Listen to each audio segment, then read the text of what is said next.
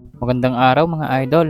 For today's video ay lilipat natin ng bahay si Nana, yung Japanji na alaga natin.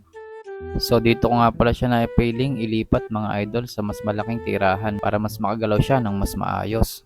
Ang una ko ngang ginawa dito mga idol is nilagyan ko ng lupa yung loob ng bagong tirahan ni Nana mga idol. So dito lang ako kumuha sa may tabi ng bahay namin. Ang lupa kasing ito ay isa sa makakatulong para maging presko ang kanyang pamamalagi dito sa loob. Ang mga Japanji sa pagkakaalam ko mga idol is namumuhay sila sa malalamig na lugar. Hindi sila sanay dito sa Pilipinas kasi pabago-bago ang klima.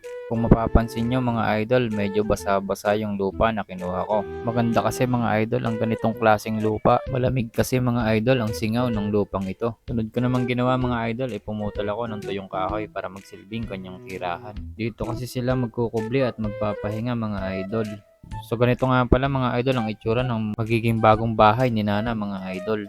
So nilagyan ko na rin pala mga idol ng butas para nakakasingaw yung init sa loob mga idol. Kasi pagka hindi mo siya binutasan at kulob sa loob, maaari siyang manghina mga idol. Yan mga idol at ililipat na natin si Nana sa bagong tirahan. Alam kong matutuwa siya sa kanyang bagong tirahan kasi makakagalaw siya ng mas maayos dito. Ayan na mga idol ang bagong bahay ni Nana.